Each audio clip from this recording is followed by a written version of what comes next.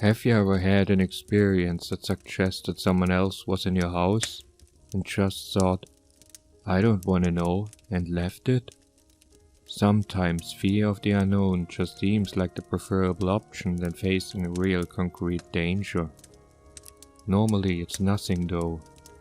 One time the beeper function of my wireless house phone went off when I was the only one home. It could only be called from the living room. Another time I swear someone took some change from my desk. They are all barely just slightly disconcerting tricks of the memory. But what would you do when something truly suggestive happens? Would you run or just ignore it like I did? Last Monday was a normal day. I got up, brushed my teeth, changed into school clothes. All little parts of my morning ritual. It seemed like it would be another totally unnoteworthy day. Until I saw the strings. There were 3 or 4 thick twine strings in my room. They crisscrossed between the walls around my bed, one attached to the door. No way would I have missed them before. I should have tripped over them.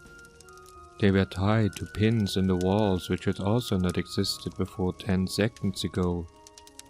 Nobody could have been in my room while I was in it, let alone set this up. It was early and my brain wasn't processing correctly. I simply discredited the site, untied the strings and left for school, leaving them balled up on my desk. It didn't get any better later. Outside my house there were hundreds of them, tied between houses, around cars, across streets. This had to be some elaborate prank. One of those hidden camera shows or a comedy improv block. They had gotten everyone else to play along too. Passers-by were tangled in them, tying them to objects they were walking towards and away from, as if they had been and were continuing to follow the course laid out for them. I nervously continued my journey to school. On the bus, everyone except me was tied to the door.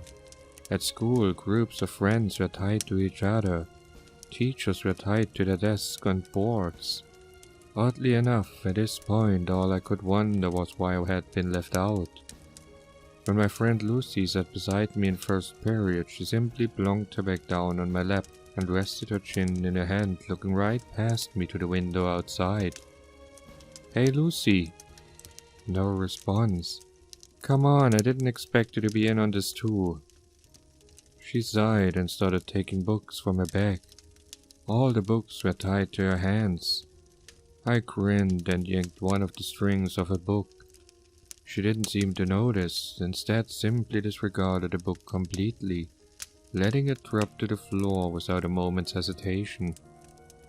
I leaned down, picking up a book and placing it back on her desk. She took no notice. "Well, if that's how we're gonna play it."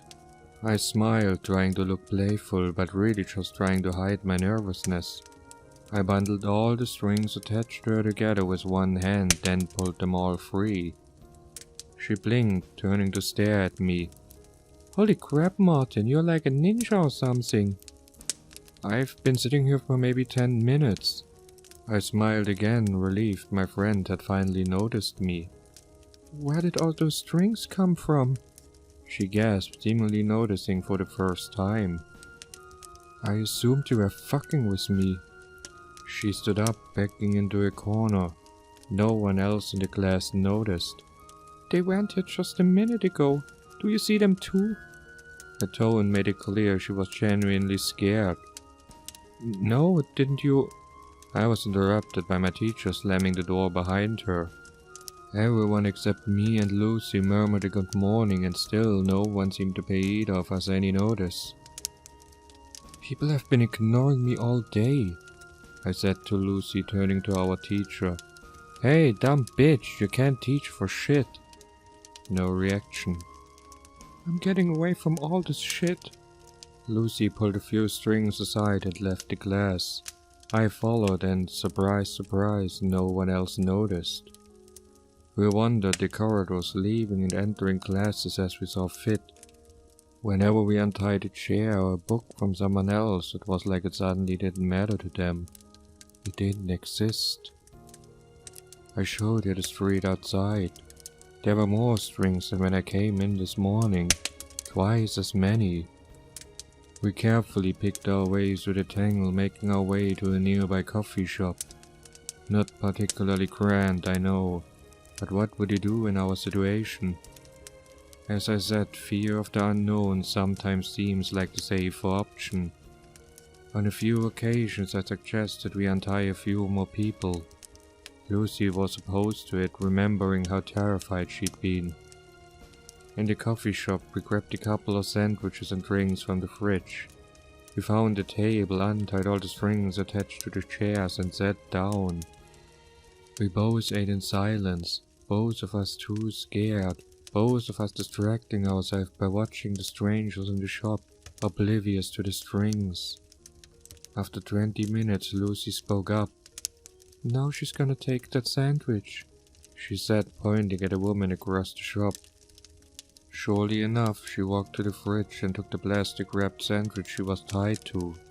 "She pays for it and leaves." She did so according to the prophecies of the strings. "That guy doesn't intend to pay." I watched as a man took his coffee and ran out of the store. The two servers just looking too exasperated to go after him. "This is horrible," she whimpered. "Let's go, please." Outside it wasn't much better. Everyone just followed the strings instruction, going about their daily lives. Lucy announced she was going home to sleep this off, and I agreed to walk her home. She only lived 10 minutes away. Away from the busier part of town there were fewer strings. It was nicer, we could pretend it wasn't happening. When we turned into Lucy's street, she stopped, her mouth falling open. "What now?" I broke the silence, my voice sounding surprisingly small. "Look." She pointed outside one of her neighbor's houses. I saw it clearly, and I'll take my memory of that moment till the day I die. A little dark imp, maybe 3 feet tall, walking along, its knuckles on the ground almost like a monkey. It had 2 bulbous yellow eyes taking up about half its face, and no mouth or any other facial features. It was holding a hammer and a ball of twine, which it was letting out behind it. It walked quickly and quietly from the front door of the house to the mailbox. It stopped, hammered a nail into the side of the box, and tied its strings around it. It turned to face us and stopped when it spotted us. My bottom fell out even further than it had already been, but it just stared with a look of surprise and curiosity. You could almost say it was the more frightened one. Suddenly it beckoned to us with its tiny hand. I looked at Lucy, she hadn't moved. I looked back at the imp, which stared at me. I halved the distance between us and then halved it again. This wasn't fear of the unknown anymore. It was fear of this little guy. Didn't seem like anything to be scared of.